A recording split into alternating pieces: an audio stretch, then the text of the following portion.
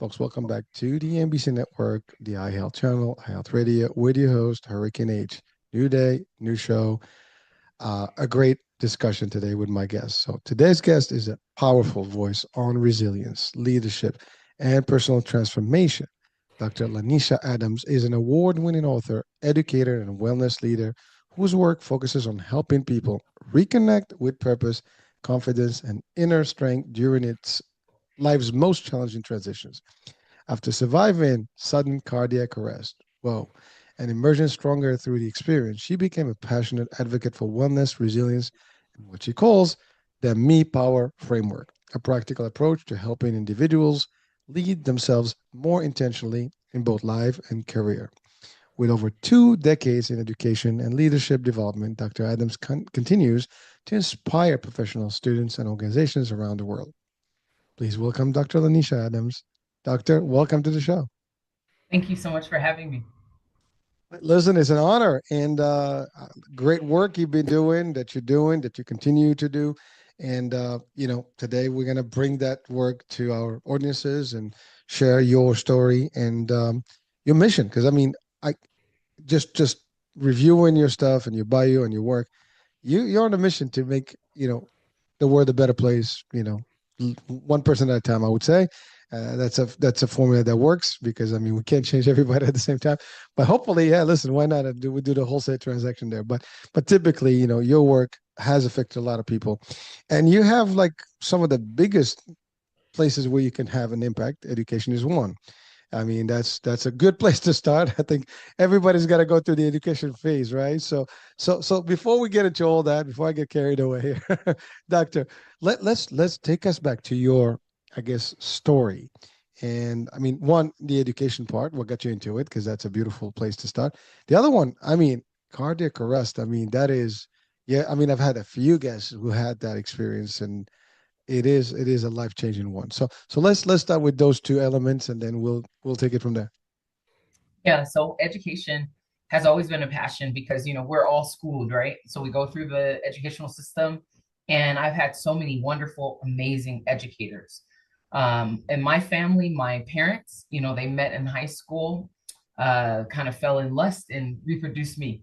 And then my my when they were teenagers, and then like my dad never finished high school. My mom finished high school, but in when I was growing up, it was always emphasized that, if you want to change your life, if you want more opportunities, then you need to pursue education. So with that, combination of coming from a family of people who aren't necessarily formally educated, it really influenced my thinking about my pursuit. So then I started my career as a teacher, teaching English to speakers of other languages. So I studied applied linguistics, and then I wanted to go into that field. Like that's what got me started. And Oh, then over time, I started thinking about the things that are issues with education, like testing.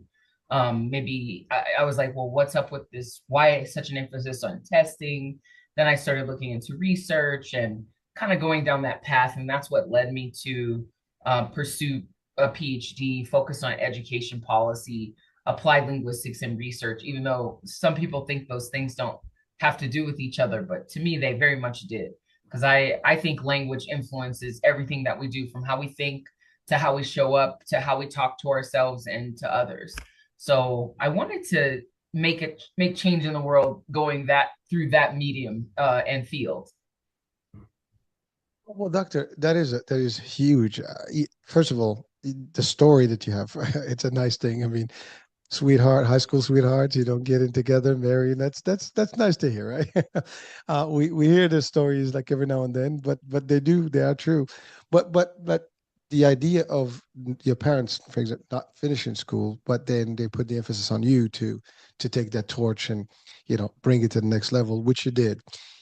It is powerful because that's the story of a lot of people actually. Not too many people sometimes get the chance to continue the education, and they feel that need or the lack of, and therefore they want the best for their kids. And the first thing they emphasize on, and they're very strong on that, is, and they're very hard on, is that they want whatever it takes for that child to take it to the highest level that they can do, be well educated, it's almost like an achievement through your lens, right? And it is commendable. And I think for audiences watching out there, someone relates to this story, it's or if someone is in that position, they have children right now. Maybe Yeah. let's put that work and help them, you know, achieve the stuff that you might not be able to achieve. Now, here's the good news: it's never too late if you're still up to it, and you can still go to education. This is not an invitation. It's like, okay, I'm done. Let's just have my kids, do it. You can do it at any given time. I've seen actually graduates in high school that were in the 70s and 80s doing the adult education, and they're still taking that dream to that level. I've seen them in colleges at a later age, where they just took a degree, because they wanted to achieve that. It's like a bucket list thing. So and again, education is a beautiful place because although I have to say it's shifted, it changed a lot, from back in the days to now. There's a lot of restrictions. There's this, there's that. It's not what it used to be. It's different, right? But I love the concept that you did, this linguistics, specifically languages.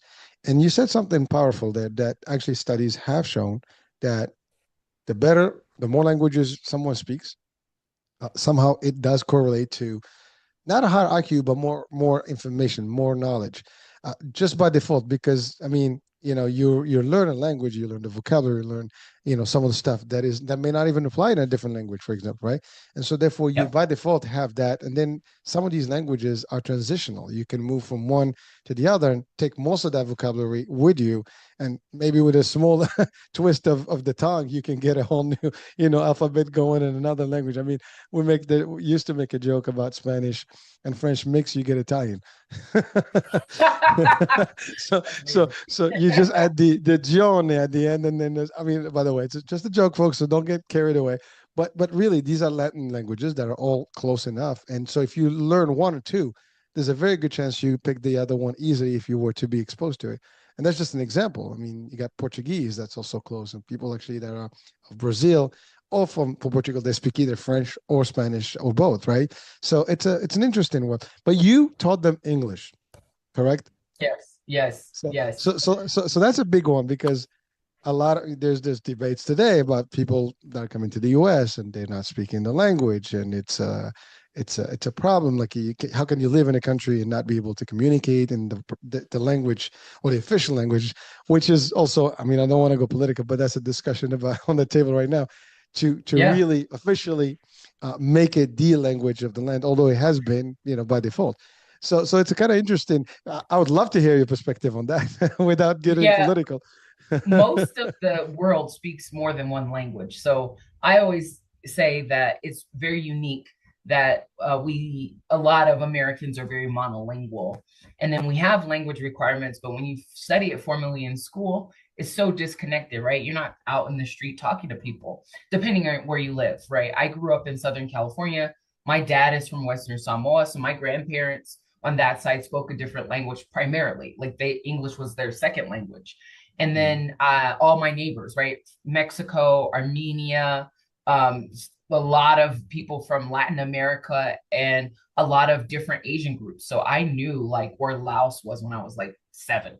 And I knew that was different from Thailand and also different from China and Japan, because all those mixes of people were there. And I heard the different languages, and I was always like so fascinated by that, right? But that's very different than like you just grow up around people who aren't from other places, and you don't get used to this idea from day one that most of the world speaks more than one language. I mean, and it's part of how we live. There's billions of people on earth, so how do we emphasize one over the other? I mean, that's very political, but I would say that's what I say. That's why I was so fascinated with language, because I got to see like my grandparents, my mom's side, who are Black and very mixed as well, intersecting with immigrants from an island where they speak a Polynesian language, which isn't like the top 5 popular languages, So that got me started about, well, if people use these different languages and English is more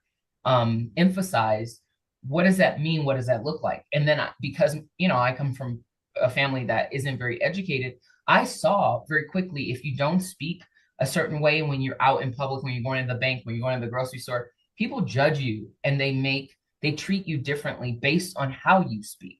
So because of that, like that's sociolinguistics, but because I was really observing those things early on, that's what motivated me to think like, well, wow, we should be aware of it sooner. So that way, even when you go to the doctor, it affects how you intersect with medical providers. Most people are taught like to just not ask questions and just receive what they say. In 15 minutes, they'll give you everything you need to know. Well, I don't believe that to be true. And I've actually seen it to be the opposite. So I'm going in there with a list of questions and doing this and, understanding like what are the contexts and then what language should you use in said context to get you the best outcome. And that's really like what connects all the threads of my work. But that place of curiosity came from like where I grew up and how I grew up. Well, Doctor, thank you so much. And you touch on a couple of items there. Well, one, I mean, again, I get it in the States, for example, English is the main language, but it's also multicultural in a lot of areas. As you said, you've grown surrounded by multiple cultures and people from different parts of the world. I mean, U.S. is known to be an immigrant country, and while the immigration flows have changed a little bit in over the last couple of centuries, from original, migration or immigration to now, but you're right. There's like, I mean, in New York City, for example, in Queens alone, there's like over 200 languages or dialects spoken. And Yep. you can literally move from one zip code to the other, and it transforms, the whole culture. I mean, you can the script on the stores are maybe in a different calligraphy look or feel, and it can change everything. The food changes, the dress code sometimes can be changed, right? So it changes how your perspective in life. And you're right. If we travel around the world, you will need languages to help. I mean, I I have to be. I'm not. It's not a bragging thing, but I do speak a few languages, which served me well in corporate, in the business world, and also I like to travel, so it helps a lot. And I personally like sometimes to interact with people's languages if I can speak them. So if I go to a country where I'm comfortable in their language, I will interact with them in that language because I feel that it's appropriate and it makes you closer to them. But that's just me. But if it was up to me, if this is true, if it were up to me, literally in the system, I will mandate a secondary language in the states. But it's not up to me, you know. But like for example, Spanish, you can't possibly not speak Spanish in the U.S. I mean, it's a pretty solid language that is available in most of the states, right? And but Yeah. like my kids learn French, Spanish, but they remember nothing from it in high school. Uh, you know, literally like we take in Spanish, we take in French. Okay, we all right.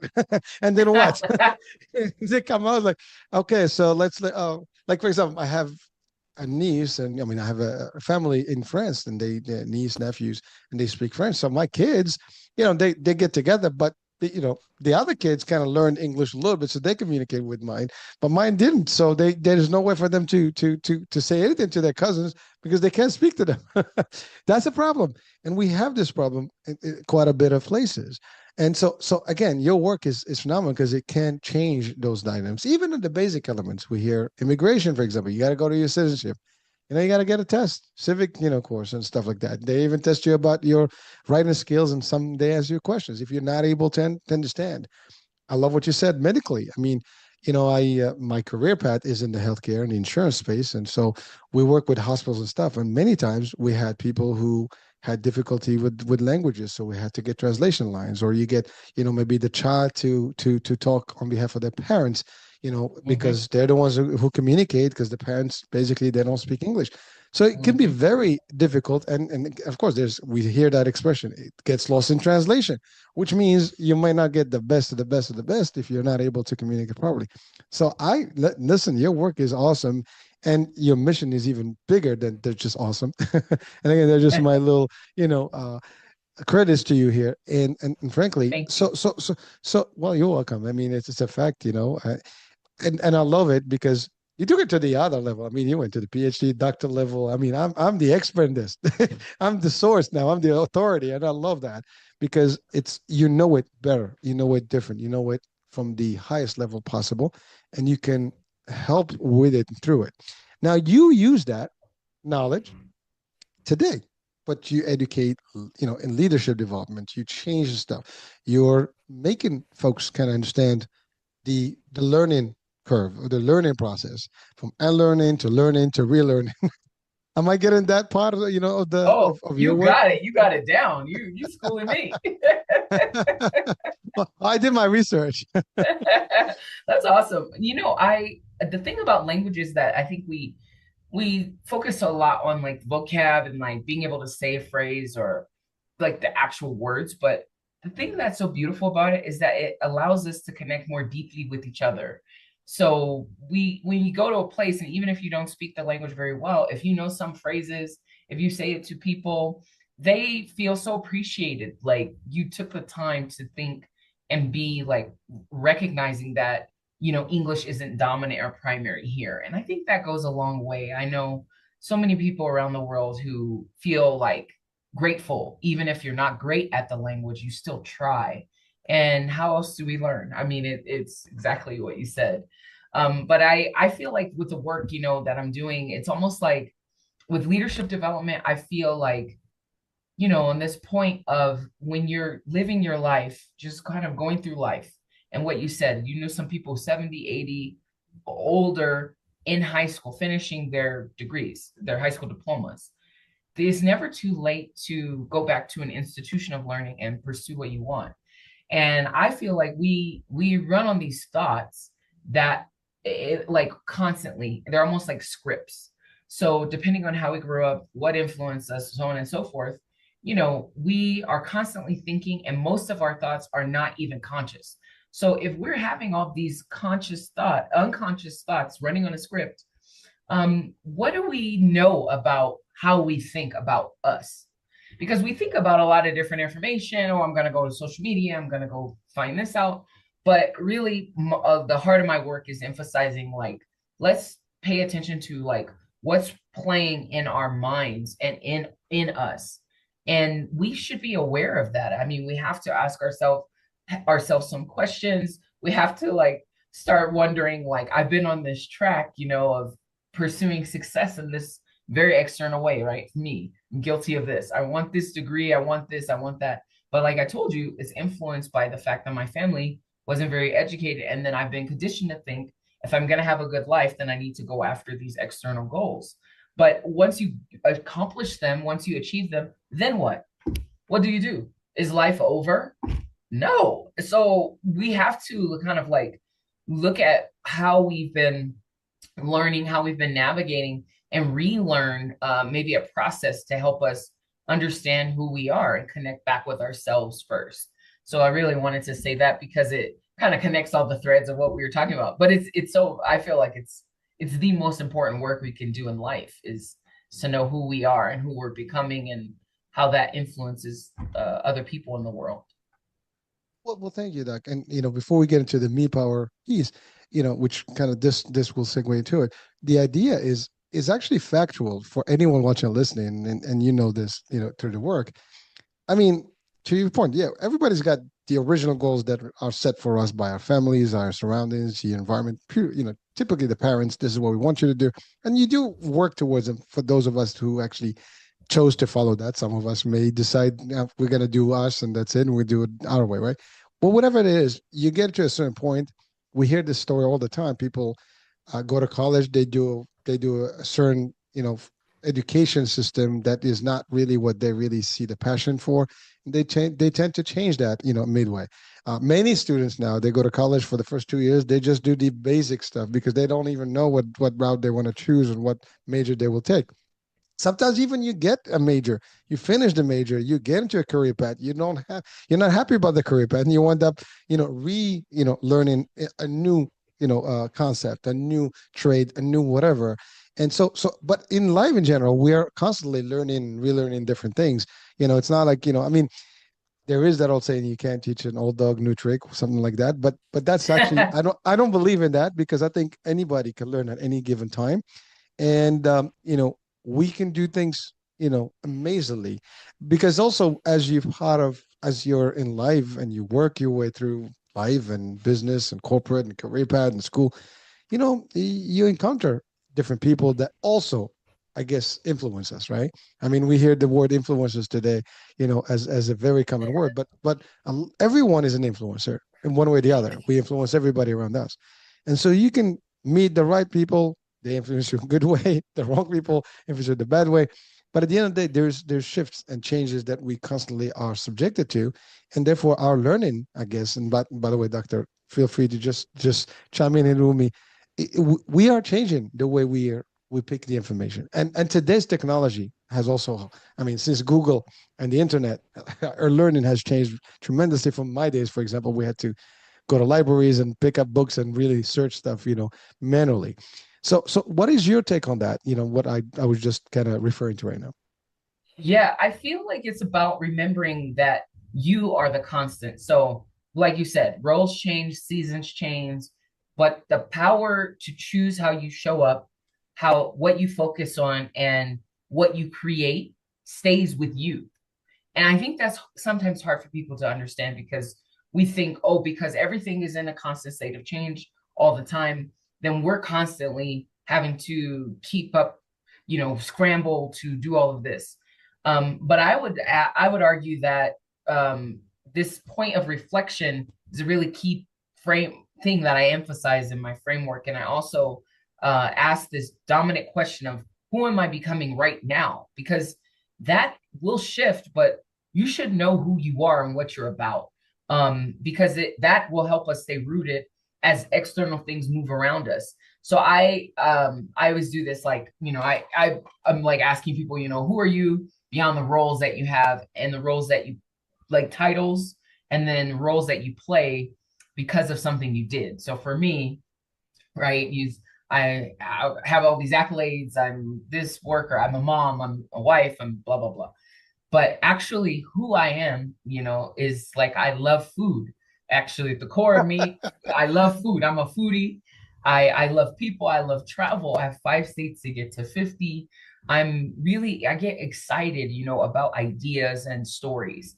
And that's what helps me move through the world. So then, regardless of what job I have, and regardless of, if I have a baby or my kids are 5 and 8 or they're teenagers, I'm still going to be me without all of those roles and titles and accolades. So I think that's important for people to remember, because we forget, we forget. It's so easy to forget. It's funny. It's very easy to forget that. Yeah, Doctor, I'm listening to you. I'm laughing. I'm smiling here because, you know, my kids sometimes they kind of they have they're grown up now, so they have their own perspective on how I should be, and like, dude, you're still a child. I'm like, I, I'm still me. I'm just an old child. That the inner child is still happening and still working. I don't know what you listen. I was skateboarding until like a couple of years back, and the only reason I Wow. stopped is I don't want to feel like falling again because it ended with a fall. Luckily, no broken bones. But I'm like, once that happened, I'm like, I think it's time for me to retire from this because something is I'm not getting the same balance I used to have. But literally, I'm 55. I mean, I stopped at 51, so I can still do it. I mean, if That's I get a board amazing. right, I get a board That's right now. I'll amazing. probably, yeah, but I did what so. But that's the thing. Like I do things and like, "Oh, you still do these things? Yeah, I still do these things. I love, like that's the thing. People think that as you age, you're gonna change, but you really don't change. I mean, it's still your character, your person inside of you is still the same. Yes, you adjust, you move through cycles, whatever. But you're like, I love to dance. Like you said, I love to eat, I love to travel. And those things are not gonna change. I mean, I love the cultures. I love to immerse in, different people's, beliefs and concepts and, you know, try like food, for example. There are people that will not test other people's, cuisines and It's stuff because true. It's I true. just like my, like, oh my God, I can't touch, bro. I like my, I like to sample different things. I mean, we can go and taste this one, the other one, because that's how you get to really appreciate others, right? And Hmm. by the way, something you said funny earlier about, languages and stuff like that. This happened, about us being the dominant language, in the world. First of all, we're not the original English because I think our leaders, recently had a little debate in England about the languages. He said if we weren't there, you'd be speaking French or something like that. I think the kingdom Yes. of Britain said that. That's pretty funny because obviously, if there wasn't the Brits, we would have the French, and then we'd be like, like in Quebec, we'll be speaking French, right? So it's funny, but you're right. When you're in some other countries and you kind of exercise the idea that my language is the one and it's the main and you better speak my language. I've been to Germany and frankly, they didn't care if you don't say, you don't know how to speak German, too bad. By the way, I mean, some people do help, but really it was difficult because, they don't really interact with you in your language the way you like it. In France, sometimes they will actually want you to speak to them in French. In Spain, the same. And so we have some expectations of all these folks that have to always respond to us in a particular way. And this is just about the language, but I think in life in general, and we have to learn Mhm. that that's not how it works. I mean, there's other dynamics around us that we have to adjust to, and it's part of, I guess, the learning. And by the way, I think this will also segue into the concept of leadership, because in leadership, we have people that are leading, but can they really lead? Can they understand even the folks that they're leading, and so on and so forth? So, and doctor, you can certainly expand on the leadership development program and work that you do, because that's a big topic in its own. Yeah, I feel like, the main thing about the leadership idea is that, you can't operate as a leader if you don't know where you're coming from first. And I think it's very important to be honest about that. Like, who am I and how am I directing or interacting with the people who are showing up? And sometimes what happens is leaders use their positions of authority to try to interact with people. So I'm the supervisor, and then as the supervisor, I am a supervisor. And as the supervisor, I get to determine, okay, you're going to lunch at this time. You do this, you do that, like this kind of really heavy handed way, instead of thinking of people as like, hey, what are their priorities and what are their focuses? And where are their strengths? And how do I, as their supervisor, use my position of authority to help them shine their strengths more? That's a very different positionality, than and then when it comes time to enforce something or to help people change or shift, right? Because we have to have performance metrics, we have to be pursuing things. So how even you do that? It's like, do you start from what the institution requires on paper and say, hey, like I see on a scale of 1 to 5 or 0 to 5, you are at a 3, and you start talking to someone like this. Whenever I do performance reviews and whenever I'm interacting with my staff and student workers, I'm thinking about who are they as people and how are they showing up today, right now? And then what are their strengths and how can I help them shine it? Because if they're doing well, then I'm going to do well, right? I mean, it sounds very like, I think, kumbaya in a way, but it's true. It's like how you really interact with people and how are you being a better human through your leadership. This is the kind of work that I do, and like I take that perspective and stance, because the position of authority can shift too. It's just like a title. That could be, you could be in that position of authority, and then 5 years later, whoever was under you could be your supervisor. I mean, potentially. Yeah, I mean, you never know. Actually, it happened to me. This is a true story. So I was in the director's level, and I left the company for a couple of years. And when I came back, the person that I trained, was actually the chief, and so I reported to her. Wow, And there was good respect between us. We were partners, we were friends, and I that's understood amazing. that was her authority, and there was no beef between us about it. It was good. As a matter of fact, it felt good. The idea that, as me personally, I'm always about leadership, and a good leader is someone who develops leaders, right? And so eventually you build another, I guess, sub chain of people that will guide and lead, other generations. And that was kind of Yep. like one of the stuff, and I've done that many times over. But that is a true story that happened to me physically. I mean, I was actually someone who actually reported to one of my subordinates, later on. And yeah, and if if you be careful, what goes around comes around. If you do bad, that comes back to you. So Listen, karma. listen, we all make these karmic deposits. What's your return looking like? Oh, but it's amazing, right? Because if you didn't have a great relationship, I'm sure that dynamic would not have been great. But how cool is that? How cool is it for both of you, right? For her to be in that different position, and yet how you interact is based on how you treat human beings with respect and dignity. And you use your position to help them be more of what they can do, who they are, and how they can show up at work. And then for you to go and come back, I mean, that is like, that's amazing. And how crazy is it that I would start talking about that and you have like this very specific story to match? We did It's not funny. plan this, guys. We didn't plan We it. didn't play, but it's real. I didn't expect you to stay that, but it happens because that's the thing. Like, we have that saying, do unto others the way you want people to do unto you, or something of that nature. I think that's a biblical Yes. concept. But really, it's the basic nature of how we have to operate in general.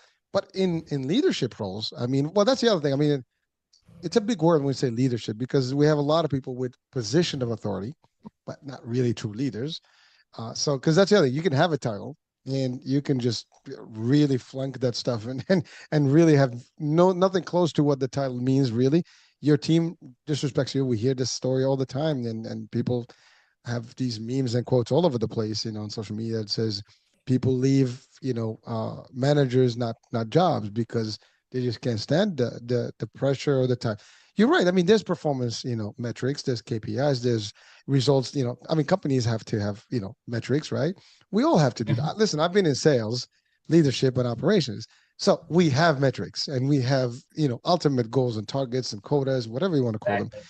And you know Exactly. what? It's month to month, it's day to day, it's week to week, but it's how you approach it. To your point, you know, like this is the thing that sometimes I debate with people. Can you have a bad day? Yes, you can have a bad day in sales. You can have a bad day in operation. You can have a bad day anything. Can you even have a bad month or even a bad quarter? It can happen. Now, is that the norm? No. So some people will take that like that's the ultimate, sin, and it's over, right? But it's not because there's circumstance. Someone can have problems at home. Someone can have problems, in their whatever. They go into emotional stuff, whatever it is. And you can be that supervisor, like, okay, well, you need to leave at 12 o'clock. You cannot have lunch at, this hour. I mean, there are some petty stuff that gets, done in these little roles. And sometimes it's relevant. And I think as you mature in the corporate world and in the business world, you start understanding these things. But a lot of us make that rookie mistake. When I started, I mean, I started also just like typical. You have a role of manager, and now you're in charge, and you got the authority. And then I realized later on, like when you're a manager or a leader, you already have the role. You don't have to like, I'm the boss, I'm the manager, I'm the super. You don't have to even say it. You know, you're already there in the position, right? But now, doctor, your work, you take in these folks, you develop them, you help them understand the concept, and then you show them, your concept, which is the me power, framework. So let's define what that is for our audiences, because that's a big word. I mean, it's a concept, it's a big thing. Let's break it down slowly to our audiences. Like, what does that mean? I mean, understanding you is one thing, but like, what is the me power framework? Yeah. Yeah. So me power is, well, we've been kind of talking about it actually. This idea, the core of the idea is who we are, your knowledge of self and principled action you take in the world to make change somehow. And when we're trying to make change, typically, I would say not everybody's about this, but let's go with the positive. Typically, we're trying to make change in good ways, right? Not only in selfish ways or only focused on what's beneficial to us. So I always say, me power is knowledge of self and principled action in five key ways. And what are the five key ways? I talk about these practices, right? Embrace your barriers, which is kind of an oxymoron for some people. I'll get to that in a second. Focus on your strengths is the second one. Speak for your life. Choose your guides because you always have a power of choice. And ritualize your reflections. So that way when we're moving through life, we're going through these practices. And as we are doing these practices, we are feeling more empowered to continue making change for our life coming from us, because one of the reasons why I started writing this book and doing this research in this particular way was because I noticed that the way people talk about empowering others is like they're gonna come like the savior and give somebody something.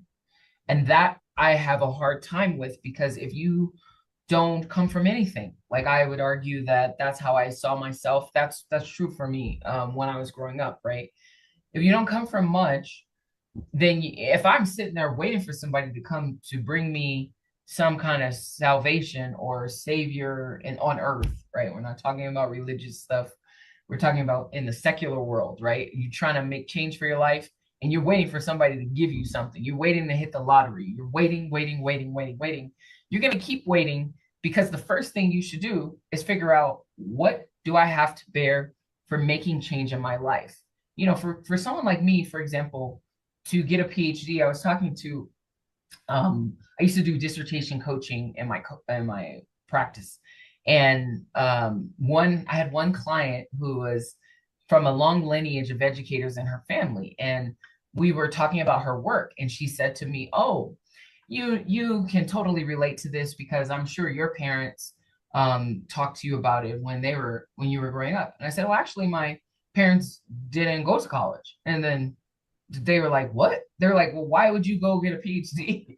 Who gave you that idea?" I'm like, "I came up with that idea myself." And so it was just really funny because I remember being like struck by like this idea that it's just kind of like taken for granted that I would pursue and have something because my parents did, or I was taught that, right? But in this context, I wasn't. So why would I choose to go after something that's so far removed from any reality that I would know, right? That is like, kind of pie in the sky idea. And I would argue that a lot of the things that we want to accomplish, we may not know how to get there. We may not know what the pursuit of it is, but if we keep taking steps and actions, we can go after it. So that's really what Me Power is about. Is like, hey, what do I want to accomplish? Who am I, and what do I have to bear to the pursuit of that accomplishment? Well, thank you, Doctor, for breaking it down. Now, well, first of all, that's interesting what you said about the assumption that because, you know, you're in a PhD, that means, you have people that have influenced that idea with you. And, but people make different choices in their lives. And sometimes, listen, my mom was not educated and my dad had some education. And, they lived a full life and they did the best that they could. They gave me the life that I would not regret. And so, they did their part, but they taught me, the tools to take in this world, amongst which obviously education, career path and all the stuff, all the basic, stuff that any parent would want for their kids. Now they didn't have the formal, or the advanced education, but they had the mindset that this is how it's done. But you're right, not everybody is going to do that. So that's interesting that they automatically assume that. That's like, when you talk to someone who's a lawyer or military or a doctor, and you assume that the kids are going to be doctors and stuff, because there's some of that in the real world, but it's not a general rule. It's sometimes the exception. So, and by the way, Totally. I do know families who have these runs, like, you know they're basically doctor family, lawyer family concept, or even educator family. As a matter of fact, my one of my best friends, very close friend, is an educator, is overseas now. I mean, he was in George Mason University. He was in UCF, University of Florida, and now he's overseas. Kind of pioneering a new concept in a university, in Morocco. So it's kind of interesting, the idea of building to that level, and why not, right? But the idea of me power, the concept of it, like, building, having that vision, the structure, that's I think we all need some of that work. Now, you mentioned something about a book. Yes. um yeah, let's talk about the book, because I do want to, go back to the relationship between the work that we do and all the stuff and the stresses and things like that, because in your case you had the cardiac arrest. And so let's talk about the book, and then we go back to that original question about, how it all affected you, because Yes. I'm sure there's some turning point there for you, that this happened and I had, like, it's like that, this is the aha moment, right? This is the Yeah. eureka. I gotta make some amends here. So let's It talk is. about all that. It's all interconnected because like I'm talking about shifting our thinking from empower to me power. And when we do that, we become the active agents that create the change we want to see in the world. And change starts with us. The famous Gandhi quote, be the change you want to see.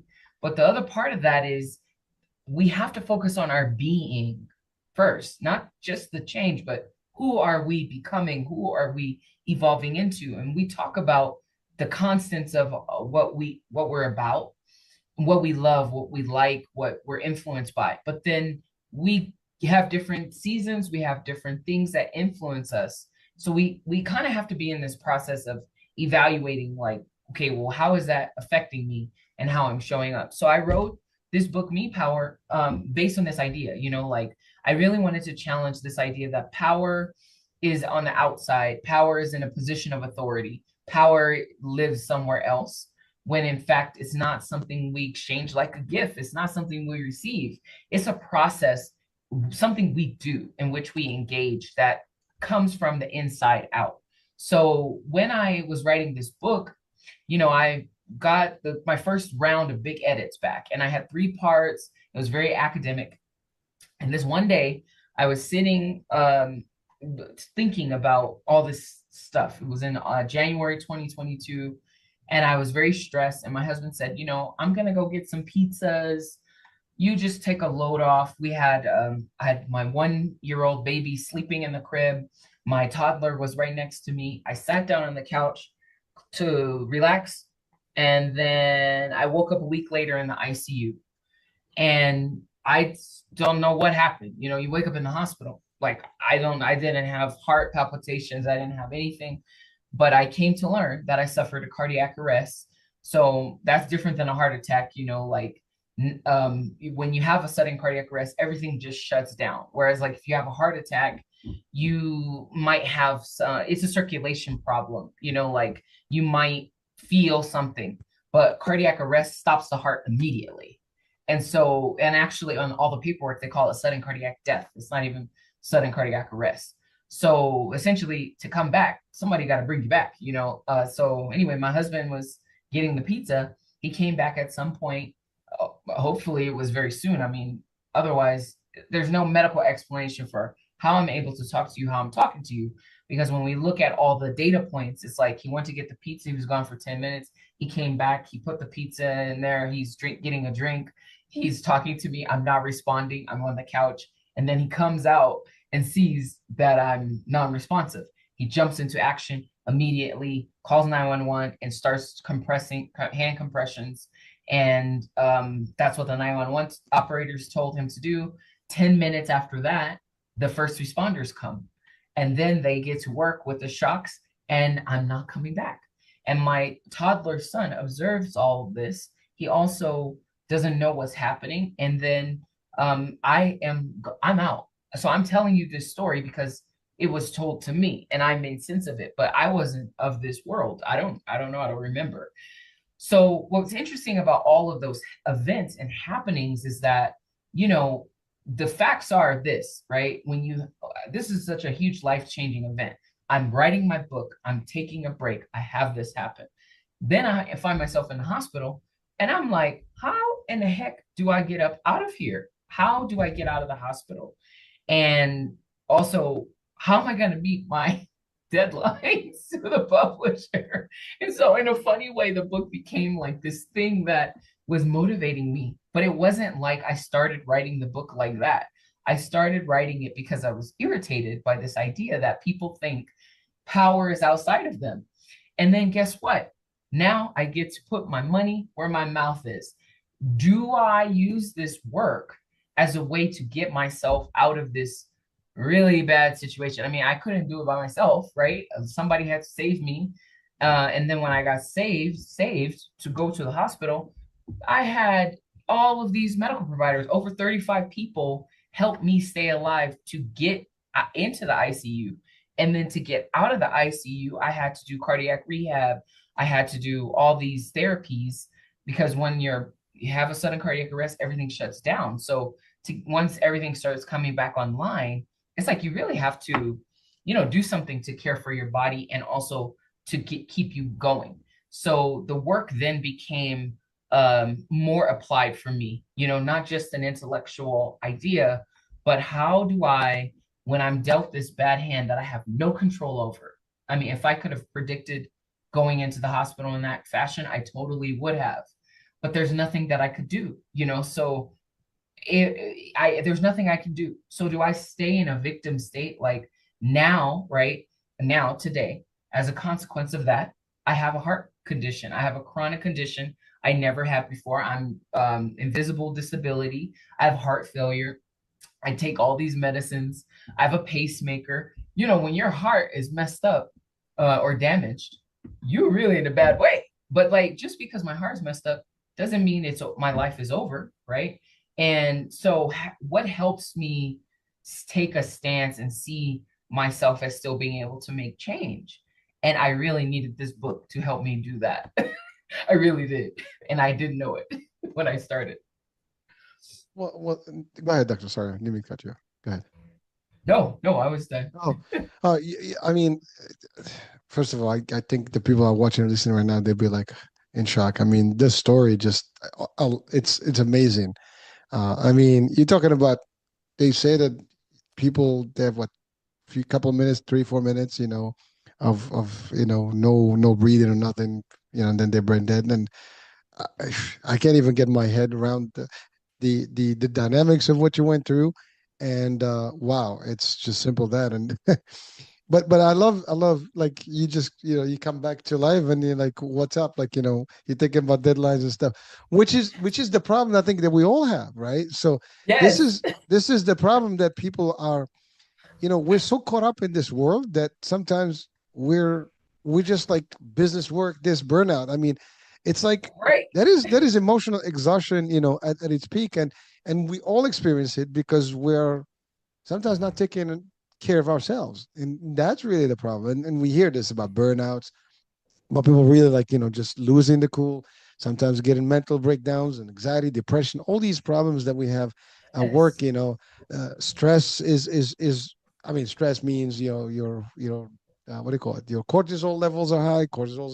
Then you have your glucose, then you have your diabetes that can come in, and everything else can start. I mean, it's a very interesting. By the way, I did I did see a real, what do you call it, heart attack, happening. And you're right, heart attack is, it's just a progressive thing that happens, and you can catch it and you can do something about it before. But what you described was completely, you just, it's a zero. It's There's a no pulse. It's a code listen, blue.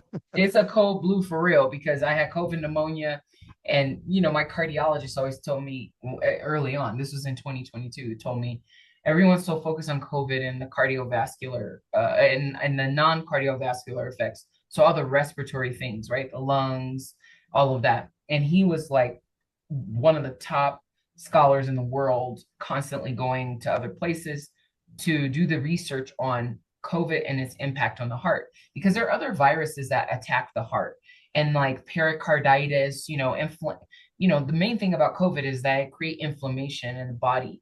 But sometimes, depending on the person, the inflammation would be in their lungs, it could also be in their heart, different parts of the heart. And unfortunately for me, it was inflammation and attack on the heart. So if a virus attacks your heart, most of the time you're out. You're not of this world very long. And we didn't have enough medicine at that time. Like there was no Paxlovid you could take in the pill, to deal with it in 2022. That was January. Omicron was raging. That variant killed so many people and almost got me. So when I think about that, I know it's such a far-fetched idea for a story. Like thankfully, most people don't have this lived experience.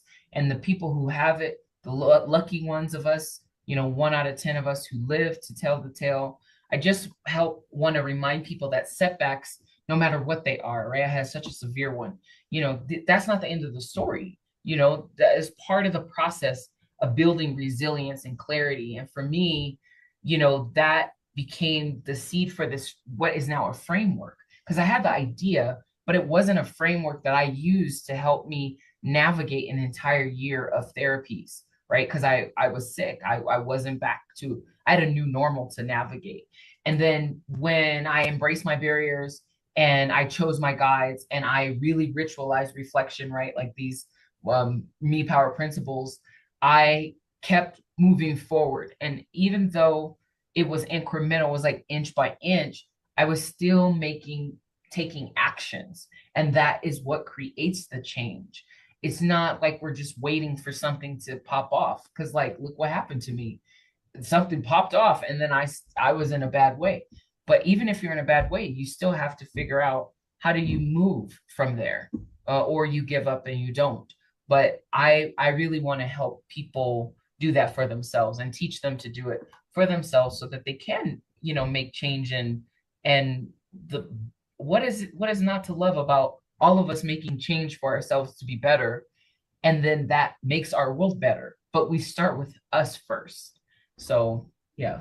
Well, doctor, thank you, and you're touching on a powerful, because you're right. Setbacks are gonna happen. I mean, yes, yours is the ultimate setback. I would call it. I mean, and coming back and talking about it, and doing what you do today, I have to again recommend you for that, because you. But I think the experience itself gives you a whole different light, and visual about life that most of us would not understand, because it is difficult. And by the way, when you said 22, by the way, I had my COVID in 22, not before, and it was brutal. And actually, I kind of lost my 100% of smell and taste. So I'm reduced smell and taste right now, level. But you're right. Many people had actually cardio problems, and we've heard stories about those. My friend's son had actually complications, after COVID, of the heart. Even my niece that I mentioned earlier had some complications. I mean, nothing major, but it was related to the COVID, time. So sadly, it is, to your point, it causes inflammation. Some people, get the worst of it in the heart format. Some others had, I've seen all kind of outcomes. Some, and there's the long COVID too, which is actually something that people are living with today. And so yeah, I mean but I think the comeback and the restart. I mean, you had a second, I guess, live that you were given. I wouldn't call it an extension, but really like another opportunity to make a difference, to do things differently, because you know best now, better, that there are certain things that you've done in the past you're not going to be doing. I guarantee it. I don't know your life, but I know that you've made Oh, some changes. listen, it 1000%. And like this idea that, we can take for granted that tomorrow is guaranteed for us. I always try to close the day thinking, if this is the last day I close my eyes, what do I have to show for it? What do I think about my life at this snapshot? And I'm always amazed because I think, oh, I'm trying to accomplish something. We have all these goals, it's a human problem.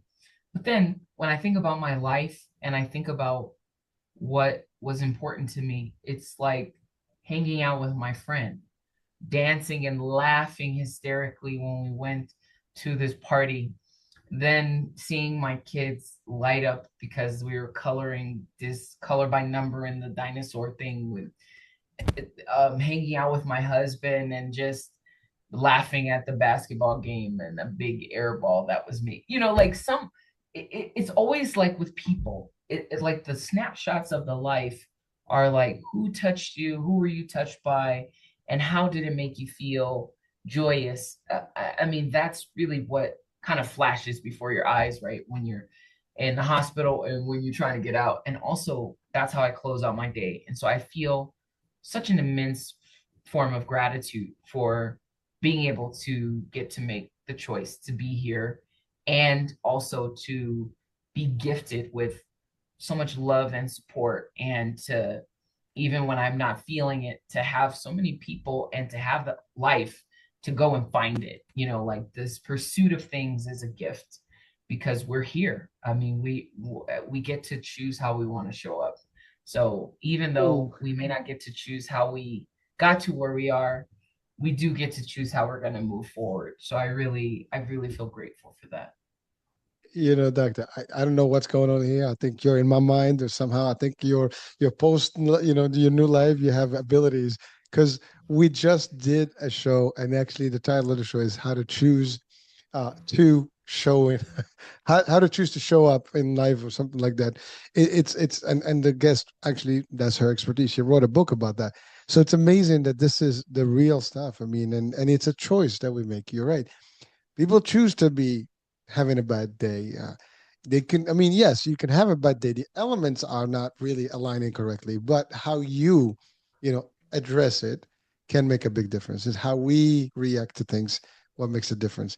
And frankly, nothing is worth it. To your point, that those beautiful moments, your family, your kids, your husband, those loved ones that you cherish as much, those are the ones that matter the most because no matter what's going on, and living in life and being able to do something that's positive to impact other people's lives, like what you do, that's also the way to go. And frankly, that's the only way we should be all going as humans.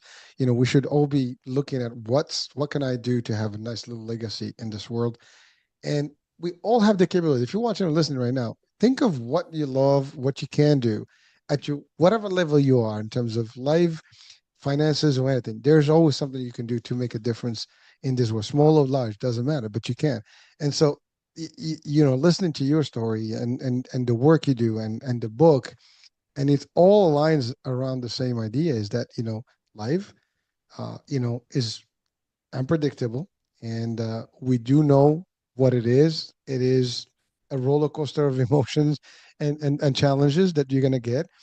Murphy law is real, so well, Murphy's law is real. So that means what can go wrong will go wrong. So let's accept that, and then start working. And if you start fixing the mental state and how you see and you elevate yourself, I think the rest is history. Which you clearly defined in how you approach life today, based on your experience. And a lot of people, but you're taking it on the road. You're helping people kind of navigate these dilemmas.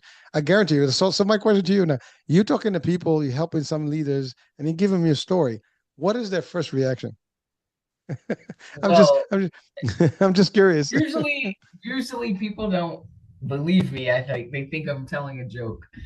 But because it's such a weird, it's Oh, such an it awkward is, but and then to like if you physically look at me, you're like, okay, what? Like, what's going on here? Because we think of conditions and like issues to be you can see them, you can suppose perceive yes. them. Yeah, so it's just kind of interesting because that's usually the reaction I get, and then the people who do believe me, they kind of are flabbergasted because they're not quite sure what to say because it is one of those weird experiences where it's like, well, wow, you've been to the other side and back.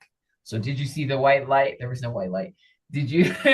There was something, but there was no white light. I, But like I think the one line was when you opened your eyes and you were at the in at the the hospital. hospital, exactly, the blinding fluorescent white light of the hospital. The And neon bar on top. Yeah. exactly. But I just think it's so amazing that, so many of us think who we are is going to stay static for the rest of our lives. Like we go through so many changes in life and things happen to us that we have no control over. So, what are we doing with that? My work is really speaking to like the arc of who we are, our identity, our identities. Is best described as repeated beingness. Like how we're moving through life. And I don't know, do you know James Clear's work, Atomic Habits? Do you know this book? It's like this book that sold like 6 million copies or 10 million copies. I don't know. But it's about habits and habit change. And the reason why it is Maybe. so popular, I'm sure you've heard of it. The reason why it's so popular is because um, the thesis of his work is about who habits are more about who we are than about what we do. So, like how we see and understand who we are, that's what allows us to either stay fixed on it.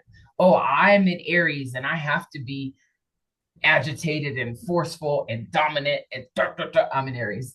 We have all these traits. Do I identify with that label and also then behave in that way? Or am I more like broad with how I see myself? And then if I need to make a change, like, you can't always put force for change. Sometimes force requires a different speed and pace that looks and feels slow, but actually it could help you accelerate. And if I was so fixed on this one way of going about it, I can't see the other version. So I think like we really need to start seeing who we are as like who are we becoming? Like who are we at this snapshot in time? And there's a core part of us that won't change. You know, I will always love people. I will always love language. I will always love food, most importantly. And you can do language and food with the people. So I am like killing all the birds with one stone, you know? But like how I am in the world and how I show my love for those things, that's always changing, always forever changing. And it will be continue to be so as long as there's breath in my body. So what do we choose? You know? Well, I mean, listen, Doc, the time is on us right now, and but the discussion is amazing, and Wow, yeah, wow, and time we're flies when you're having over. fun, right? We're over. Well, yeah, but listen, I mean, there's so much that you've shared today that it is simple, powerful, but it's also complex in a way because people have to kind of break it down. And I think the work you do helps. The book stuff, the structure, the framework that you've designed is pretty much easy to absorb if you actually kind of apply it in real life. And I love the concept that you related back to the same discussion we had about choosing how to show up and how to do it, and and keeping yourself, I guess, grounded, balanced, regardless of elements, because things are going to shift. Those are the variables, but the only variable that's not changing is you, right? That's us individually. And I think that's really the problem. Like we're constantly looking at all the other variables and kind of adjusting to them, but we are the constant. And so we can certainly work around this. It's all us guys. We change, how we work around things, or things will change us and make us, in a very miserable way or bad way. So that's not a good place to be. I think we are in control. I mean, Doc, am I right or wrong? I mean, we're in charge of this. Total. Totally. Only us. Only we get to choose. We get to choose. I mean, we that's the one thing that is giving us the impetus for our me power. I did know I want you to know that for listeners, I'm giving out the audiobook for free. So I'll make sure to give you that a link so we can put it in the show notes and make it available for people. And you just download it. You can listen to on your device or whatever, however you want to access it. But I do want people to have some new strategies for going about it. And I wrote it in a way to really be helpful. And honestly, when I was doing those edits, half of the time I was in the hospital bed. And then when I was home doing I had to use it. I had to use what I'm writing. So I'm not coming at you like I know from a removed place. Like I use this framework in my daily practice for how I live my life, how I raise my kids, how I work with my team. So I'm happy to share it with the listeners today. Oh, well, listen, thank you so much. And that's going to be powerful. Folks, can't go wrong with that. We'll make sure that the link is there, available to them so they can connect, they can learn, they can apply something. To your point, it's practical, it's real, you used it, and it has um, been established as a result driven, and result proven, I would say, concept. So there's nothing wrong with that. I think, they'll appreciate it. I appreciate it. Thank you so much for actually Sure. offering that. And thank you for coming on, like, and really giving us a lot. I mean, sharing someone's personal life is always, difficult, but your story can, maybe someone else is going through a very bad time right now, and maybe could be at the verge or the point where they can actually have a problem or severe, condition, right? And by shifting, by adjusting, they may even be able to prevent some of these things. Because I think, to your point, and as you agreed on, it is up to us, folks, to make a difference and to make the changes and to make the adjustments, and not to get phased by everything else. Listen, health is the ultimate thing we have to seek, and happiness is not in your money, is not in anything else, is in the memories you have with the loved ones that you can establish. And because here's the thing, you can have everything, and the minute that happens and you're at the hospital, everything else changes. Your life is no longer the same, and you're gonna see the world differently. So enjoy every moment, do the best, but don't let this world, I guess, take you over. And I think that's amazing to have you with us. And I think we're blessed to have you, because you were given this opportunity to share with world audiences. I mean, literally and I know you go to various shows, sharing this the book work as well as your life and your experience. Um, any last words of wisdom you want to just give our audiences here to take home with them to the bank? Yeah, I believe you have it within you to accomplish your goals and live a meaningful, joyful life.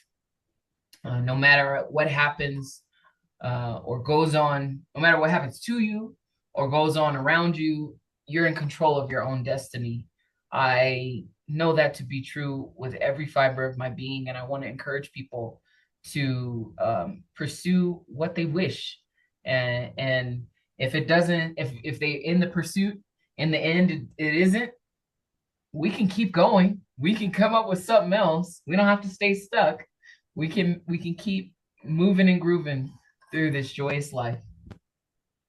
I love it, and thank you. And that's another power message, folks. I mean, listen, you got to just keep the momentum, keep going, and shifting left, right, up, whatever. Just go with the flow. I mean, be malleable, be flexible, be a river, be the air.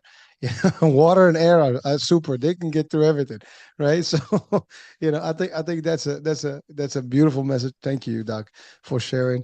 And folks, I mean, this has been a real discussion with some powerful nuggets that I think can help someone, can help us individually or someone we know. Let's share the wisdom. Let's share this show with other people. Let's share the connection with Doctor that'll be in the description of the show. Let's make it happen. Let's get as many of those books, read around and shared by the folks out there. Doctors, thank you so much being with us. It's been real. Thank you so much for having me. You have a good one. You too. Well, all right, folks, that's the end of the show. American Age. Hope you had fun with us. We'll be talking soon. New day, new show and topic. Bye for now.